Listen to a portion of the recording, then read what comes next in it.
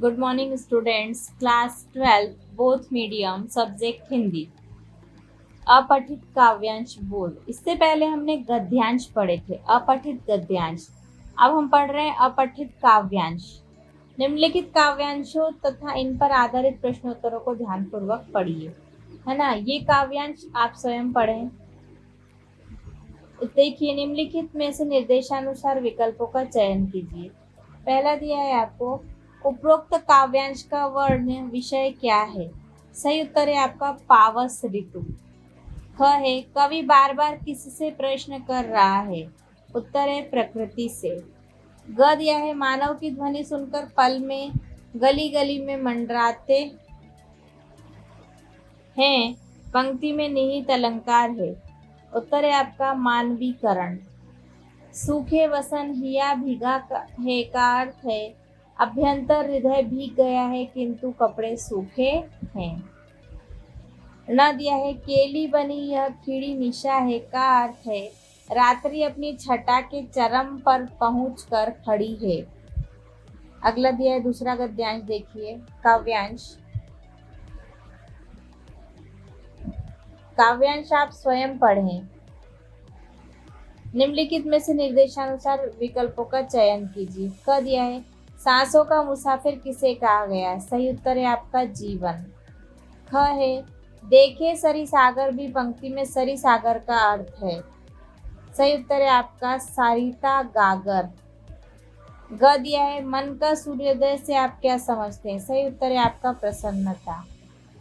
घ दिया है, अपनों को मैं देख रहा हूँ। सही उत्तर है आपका जीवन। न दिया है, जीवन में एकांत को कवि किस रूप में देखता है। सही उत्तर है आपका महानता के रूप में। अगला काव्यांश दिया आपको सतपुड़ा के घने जंगल से संबंधित। देखिए, निम्नलिखित प्रश्नों के उत्तर दीजिए। पूत और पावन विशेषणों का प्रयोग किसके लिए किया गया है। उत्तर है अनछुए जंगलों के लिए। कवि को सतपुड़ा के घने जंगल ऊँघते हुए से क्यों लगते हैं। उत्तर है वहाँ बाहरी दुनिया की हलचल या हड़बड़ी नहीं है।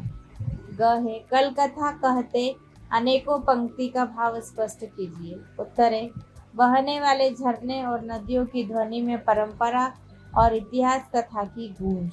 ग, इन वनों में किन्हें पाल रखा है। उत्तर है असंख्य जीव जंतुओं और वनस्पतियों को। न है, उपर्युक्त पद्यांश का एक उपयुक्त शीर्षक लिखिए। सतपुड़ा के घने जंगल।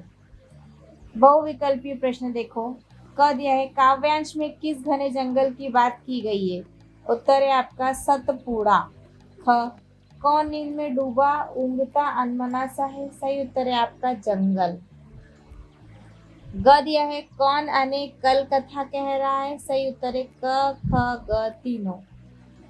वन किन्हें अपनी गोद में पाले हुए हैं। सही उत्तर है क ख ग तीनों। न, कौन झूम रहा है। सही उत्तर है फूल और फलियां। अगला आपको पद्यांश दिया है, क्या कुटिल व्यंग दीनता वेदना से अधीर आशा से जिनका नाम रात दिन जपती है। काव्यांश आप स्वयं पढ़ें। निम्नलिखित प्रश्नों के उत्तर दीजिए। क, गरीबों के प्रति कुटिल व्यंग क्या है। उत्तर है शासन द्वारा धैर्य रखने और किस्मत बदलने की बात कहना। ख, निर्धन की त्रासदी क्या है। सही उत्तर है हर योजना और राहत के उपायों को भी लोभी बिचौलिए हड़प जाते हैं। ग, शासन वर्ग को दिल्ली के देवता क्यों कहा गया है। वे स्वयं को सर्वसमर्थ भाग्य विधाता मानते हैं। घ, कवि क्या चेतावनी दे रहा है। उत्तर है कि जनता में रोष भर रहा है, क्रांति परिवर्तन समीप है। न दिया है, मिट्टी पर कोई आग उगलने वाली है। ये पंक्ति से कवि का क्या तात्पर्य है। इन पंक्तियों से कवि का तात्पर्य है कि कोई क्रांति होने वाली है। अगले देखिए बहुविकल्पीय प्रश्न। काव्यांश में दिल्ली के देवता किसे कहा गया। सही उत्तर है सत्ताधारी नेताओं को। ख दिया है, सत्ता भोगी जनता को क्या आश्वासन देते हैं। सही उत्तर है धीरज धरने का।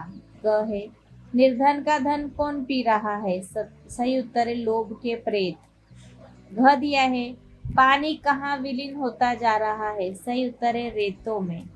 न दिया है, काव्यांश में किसे चेतावनी दी गई है। सही उत्तर है सत्ताधारी नेताओं को। अगला 5वां पद्यांश स्वयं पढ़ें। अति लघुत्तरात्मक प्रश्न देखो। क दिया है क्षमा कब कलंक और कब श्रृंगार हो जाती है। उत्तर है असहाय होकर क्षमा करने पर कलंक, क्षमतावान होने पर भी क्षमा करने से श्रृंगार। ख दिया है प्रतिशोध किसे कहते हैं, वह कब आवश्यक होता है। सही उत्तर है बदला लेना, आत्मसम्मान की रक्षा हेतु। ग दिया गया है सहिष्णुता को विभूषण और अभिशाप दोनों क्यों माना गया है। उत्तर है विजयी होकर भी क्षमा करना विभूषण, पराजित होकर सहिष्णुता दिखाना अभिशाप है। घ दिया है कैसा युद्ध धर्म के विरुद्ध माना गया है। लोभ और स्वार्थवश किया गया युद्ध धर्म के विरुद्ध माना गया है। न दिया है भाव स्पष्ट कीजिए। पौरुष की जागृति कहानी धर्म युद्ध है, पराक्रम व नीति युक्त लड़ाई ही धर्म युद्ध है। बहुविकल्पीय प्रश्न दिया गया है आपको। क प्रहार वही सहता है जो। सही उत्तर है अवश्य होता है। ख शौर्य दीप्तिवान कैसे होता है। सही उत्तर है आपका प्रतिशोध से। ग हारे हुए लोगों के लिए सहिष्णुता है। सही उत्तर है आपका अभिशाप।